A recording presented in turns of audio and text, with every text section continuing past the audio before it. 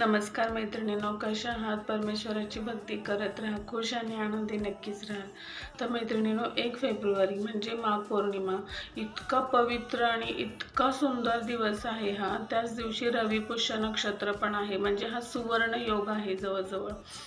तर या दिवशी तुम्ही 3 कामं अवश्य करा, तर तुमचं आयुष्य म्हणजे सोन्यासारखं होईल अक्षरशः।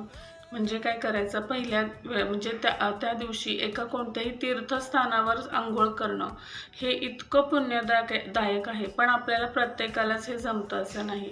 म्हणून आपण अंघोळ करताना त्यामध्ये थोडंसं गंगाजल मिक्स करा आणि काळे तीळ घालून अंघोळ करा। पहिली काम हे झालं।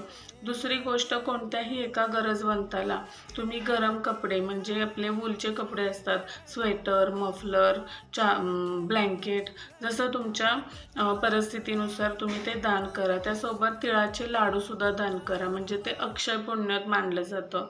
आणि तिसरी गोष्ट म्हणजे त्या दिवशी सफेद गोष्टीचं दान अवश्य करा, म्हणजे तांदूळ झाले, साखर झाली, दूध झालं, दही झालं।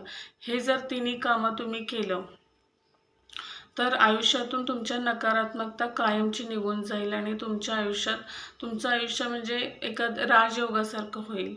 त्याच्यामुळे हे 3 उपाय नक्की करा। नमस्कार।